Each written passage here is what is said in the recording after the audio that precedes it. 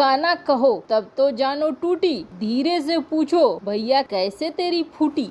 बड़ी मजेदार खबर है। चीन जो तालिबान को सपोर्ट करने वाला था, अब जैसे ही तालिबान की नई कैबिनेट का अनाउंसमेंट हुआ है, सबसे ज्यादा दुखी चीन ही हो गया है। और अब तो कंफर्म हो गया है कि ETIM बड़ा धमाल मचाने वाला है चीन में। तो वहीं आखिर पंसीर के बारे में भारत ने क्या कहा? तो सबसे बड़ी खबर, भारत अब हाइपरसोनिक मिसाइल के रोकने की क्षमता के विकास में रूस को टक्कर दे रहा है। इसके अलावा बहुत कुछ, आइए जानते हैं इन खबरों को विस्तार से। इस वक्त चीन हो, रूस हो, अमेरिका हो, भारत हो, ये सारे देश लगे हैं किसी भी तरीके से हाइपरसोनिक मिसाइलों को बड़ी संख्या में बनाने के लिए, क्योंकि आने वाले युद्ध में हाइपरसोनिक मिसाइलों का जलवा सबसे ज्यादा होगा। और इस टेक्नोलॉजी में रूस तो काफी आगे निकल चुका है, लेकिन रूस एक और चीज है जिसमें आगे निकल चुका है, और वो ये है कि रूस हाइपरसोनिक मिसाइलों के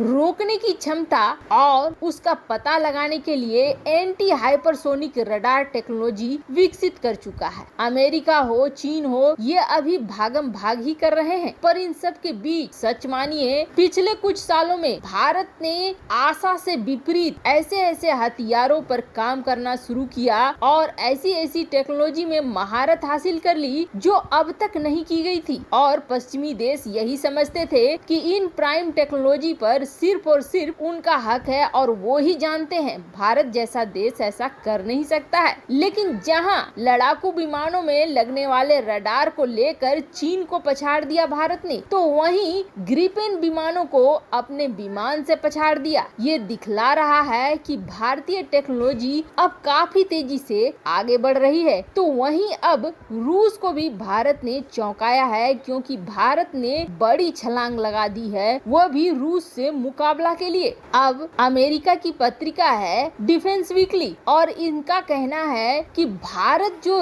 रडार बना रहा है, वो रडार 21,000 किलोमीटर प्रति घंटा की रफ्तार से आ रही मिसाइलों को पकड़ सकता है। Bharat anti hypersonic radar technology पर काम कर रहा है। साधारण भाषा में कहें तो चीन हो या फिर कोई और देश हो, अगर हाइपरसोनिक मिसाइल का इस्तेमाल करना चाहता है तो भारत के एंटी हाइपरसोनिक रडार से बचना मुश्किल हो जाएगा। यानी भारत के पास अब ये क्षमता आ गई है कि 1200 किलोमीटर पहले ही दुश्मन के मिसाइल को पहचान लेगा भारत का रडार सिस्टम, और 650 किलोमीटर पहले ही दुश्मन के मिसाइल को ध्वस्त भी कर देगा। साधारण भाषा में कहें तो दुश्मन के मिसाइलों को दुश्मन देश के अंदर ही मारकर गिरा देगा, ऐसी क्षमता भारत के पास होगी। भारत की ये तैयारी काफी एडवांस तरीके से चल रही है। हालांकि ये शुरुआती दौर में ही है, लेकिन बहुत जल्द आपको ये सामने भी मिलेगी। वहीं दूसरी तरफ चीन की तो क्लास लग गई, और वो भी अच्छी वाली। वो कहते हैं ना, दुर्जन किसी के नहीं होते हैं, लेकिन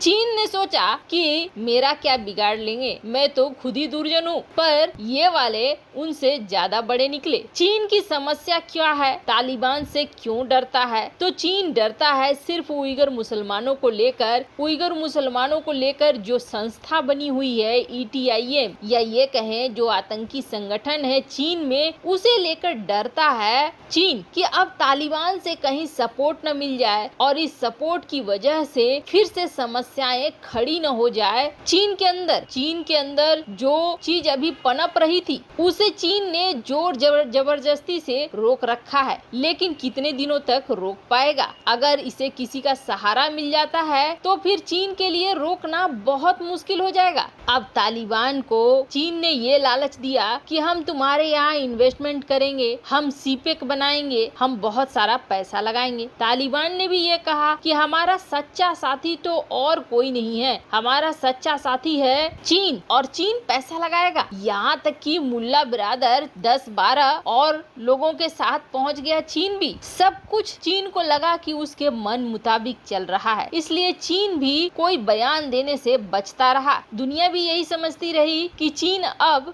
अफगानिस्तान में पाकिस्तान के जरिए अपना प्रभाव बढ़ाएगा। लेकिन अब जैसे ही गठन हुआ है सरकार का, वैसे ही होश उड़ गए हैं चीन के, क्योंकि तालिबान का जो नया का चीफ ऑफ आर्मी है, यानी सीडीएस। ये सीडीएस का नाम है कारी फैसुद्दीन। और ये कौन है तो आपको बता दें, इसके बड़े नजदीक के लिंक हैं ETIM से, जो कि चीन का सबसे बड़ा दुश्मन है। चीन ऑक्यूपाइड ईस्ट तुर्किस्तान में सबसे बड़े संगठन ETIM के साथ इसके लिंक बताए जा रहे हैं। और इस बंदे को पद भी मिला हुआ है तो चीफ ऑफ आर्मी स्टाफ का, यानी पूरी पावर इसके हाथ में है। तो फिर आने वाले समय में चीन का बैंड बजना तो तय है। चीन का भी बैंड बजेगा, पाकिस्तान का भी बैंड बजेगा। वैसे इस क्षेत्र में कई देश हैं जिसको टारगेट बनाएगा तालिबान, और तालिबान के साथ साथ जो ये पिछलग्गू हैं। खैर, इन सब के बीच पंजशीर को लेकर बहुत ज्यादा चर्चा है। हमने आपको पहले भी ये बात बताई थी कि पंजशीर को जीतना इतना आसान नहीं है। पंजशीर को लेकर 9 बार सोवियत संघ, जो कि उस समय टूटा नहीं था और अफगानिस्तान पर कब्जा करना चाहता था, उसने 9 बार ये कहा कि हमने पंजशीर को जीत लिया, पूरा फैला दिया गया। लेकिन फिर क्या हुआ, फिर पता चला कि जो 9 घाटियों पर उन्होंने कब्जा कर लिया था वो सारे छूट गए और उन्हें वापस आना पड़ा। उसके बाद तालिबान 1 जब आया, तब भी नॉर्दर्न अलायंस ने कुछ ऐसा ही रूप अपनाया था। नॉर्दर्न अलायंस ने ऊपर की चोटियों को संभाल लिया। तालिबानी लड़ाकों ने घोषणा कर दी हम पंजशीर जीत गए, लेकिन फिर कुछ दिनों बाद वो वापस लौट के आए, गुरिल्ला वार की तहत इन्हें उल्टा दिया। और अब है समय तालिबान 2 का। ये राय अब सिर्फ हमारी ही नहीं है, बल्कि यही राय अब दुनिया भर के एक्सपर्ट की भी है। और उसमें से भारत के बीजेपी के नेता सुब्रमण्यम स्वामी के ट्वीट को देखिए आप, वो भी यही चीज कह रहे हैं। वो भी यही कह रहे हैं कि तालिबान उसी तरह से क्लेम कर रहा है कि पंजशीर को जीत लिया है, जिस तरह के 1980 में सोवियत संघ ने किया था। अभी मसूद के अंदर जो नॉर्दर्न अलायंस है वो पहाड़ों में चला गया है, इसका मतलब ये नहीं है कि वो हार गए हैं। वो फिर आएंगे और आकर जिस तरीके से सोवियत संघ के सैनिकों को कुचल दिया था, वैसे ही फिर कुचलेंगे। यही चलेगा, क्योंकि यही इतिहास है। पंजशीर को जीतना इतना आसान नहीं है। वैसे अब तो पंजशीर को सहायता भी मिलनी शुरू हो गई है। और बड़ी बात यह है कि कई देशों के सिक्योरिटी एडवाइजर अब भारत में आकर मिल रहे हैं। मतलब इस क्षेत्र में बड़ा कुछ जरूर होने वाला है। वैसे आपको क्या लगता है? क्या आप डॉक्टर सुब्रमण्यम स्वामी के इस राय से सहमत हैं? कमेंट कर अपनी राय जरूर बताएं। जल्द मिलते हैं अगले वीडियो में नई खबर के साथ।